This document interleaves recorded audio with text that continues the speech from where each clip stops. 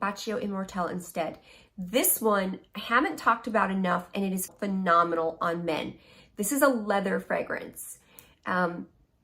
This is that kind of like a leather that melts into a man's warm skin and just kind of oozes this smell. Man, it just smells so good. But it also has this like kiss of raspberry on it. So it does open a little more raspberry, and a woman's gonna be like, oh, this is amazing. I can wear this. But that raspberry definitely takes the back seat. It does open with this like citrusy raspberry, and the leather's there, but the leather just comes in stronger and stronger. And it's truly this amazing leather fragrance. But that raspberry nuance to it really just kind of gives something special to it, which is why it's the Immortal Kiss, Bacio Immortale.